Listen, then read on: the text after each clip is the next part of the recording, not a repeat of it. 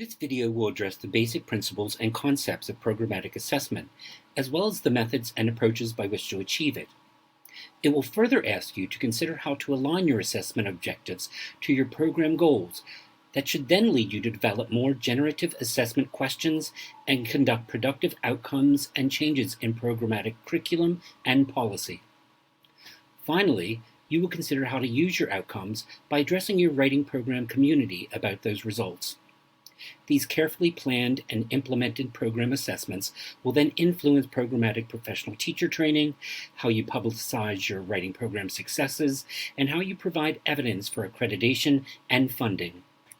On a practical level, this video will introduce you to key concepts of assessment, discuss assessment goals, consider methods of developing and communicating sustainable and useful assessment processes, and developing an action plan post-assessment for faculty development, budget request, and curriculum revision.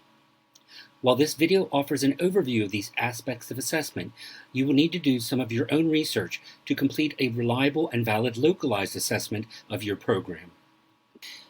In the assessment cycle illustration, you will see that assessment is not a linear process, but one that loops back into itself.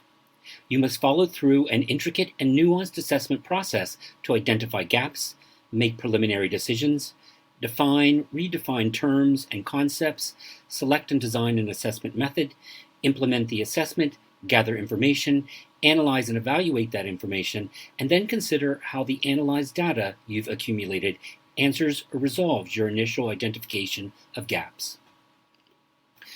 To begin at a very basic level, let's define what assessment is and then what it should not be. Assessment is a research project that investigates some aspect of your writing program curriculum or policies.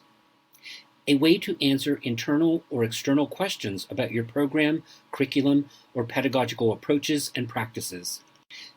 A way to gauge institutional and program integrity, a formative collaborative process, and a form of reflective practice. Additionally, productive writing program assessment has the following characteristics. It gives you information that you need, want, and can use. It is actionable. It is cost-effective and adequately resourced. It provides information that you and your stakeholders trust. It is well planned and organized. It is sustainable, and it includes a plan for how the results will be used. On the other hand, you don't want your writing program assessment to be a mandate by external forces that do not understand writing studies or WPA values and theories, extra work with no meaningful purpose, an end in itself, a means to evaluate individual faculty, an inequitable treatment of the subjects who provide the data or who will be affected by the data's results, a data dump, a one-off high-stakes moment, a blame-finding or crisis-driving mission, or self-validation. As a consequence, these negative end goals could make your assessment endeavors less valuable to everyone involved. At the culmination of your assessment efforts, you want people to see that you evaluated a challenge in the program with due diligence and reported on programmatic successes as well as future objectives for improvement.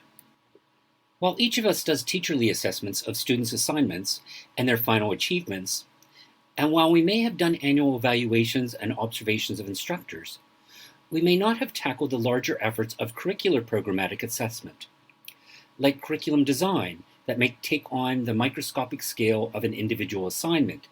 It can also evaluate the telescopic scale of an entire programmatic curriculum or aspect of the writing program, such as the coordinated efforts of the library and the writing program about students' information literacy, or the students' ability to reflect cognitively about their learning as expressed in their portfolios. As a WPA, you will need to rethink and rescale your assessment efforts to focus upon programmatic levels of evaluation. Next, we cover some terminologies, measures, and types of productive assessment, as well as some things to avoid. Two central concepts in assessment are reliability and validity. Reliability is the degree to which an assessment produces stable and consistent results. It is part of the validity argument and needs to be considered in context. You must consider the instrument or device that you use to assess and consider its reliability across sections of your program. And you must consider if the people who assess these devices, the inter-rater reliability, have the same concepts and ideals of assessment of whatever instrument or device you have chosen. Validity concerns the assessment measure and what it alleges to assess. You must decide if the overall evaluative judgment made by your raters and the empirical evidence and theoretical rationales that they hold support the adequacy and appropriateness of the inferences and actions that you eventually want to make and take. Do they align with other modes of assessment that you've chosen to implement in your assessment? Validity is tied to the specific use of an assessment for particular contexts. With indirect measures of assessment, you will not make observable evaluations of actual student writing or achievements, but instead look at aggregated percentages of course or assignment grades as they correlate with specific outcomes that you have designated. Data information that can inform these indirect measures of student learning can include retention and graduation rates, performance in subsequent courses, student perceptions through surveys or focus groups, or end-of-semester course evaluations by students and instructors. Often, your Office of Institutional Research or some other campus data-driven resource can help you with the gathering of this data about indirect measures. With direct measures of student learning, you will need to designate a means of gathering tangible, visible, self-explanatory, and compelling evidence of what students have learned or not learned. You can gather this type of data through ratings of student writing by trained assessors who have been vetted and normed in a pre-planned method of collaborative assessment, or through locally developed and valid exams that have been designed to evaluate specific aspects of student learning and which take into account multiple raters and cross-section ratings for reliability. The most useful types of these evaluation methods come out of embedded assessments in which integrated devices or methods of assessment happen within the existing curriculum. For example, a portfolio completed by all students in a programmatic curriculum can offer observations of student writing across all sections of writing courses. A portfolio, or a signature assignment, can offer assessors a unified vision and means of evaluation that looks beyond individual students' work, but assesses how the overall curricular activities meets the writing needs of students. While not all campus stakeholders will recognize the value of embedded assessment, nor want to take on the added labor of accumulating and aggregating such information, and you should prepare yourself for that resistance. It does offer an observation of authentic processes and products of student writing. It also fosters instructors' participation in the assessment endeavors, as well as ensures student involvement in the assessment process. Embedded assessment, therefore, affords a more comprehensive viewpoint with more valid data about the enterprises and successes of the writing program. As a means for you to start thinking about a program assessment, pause, reflect upon, and write about the following questions. What constitutes my program? What aspects of policy, curriculum, or instructional training make my program a program rather than just a group of courses nominally registered under English 1 or 2? Why am I doing this assessment? What is the timeline, start dates, end dates, reporting dates of this assessment? What devices of assessment do I have available as a means to evaluate the writing program, such as a portfolio, a signature assignment, course syllabi, or program-related rubrics?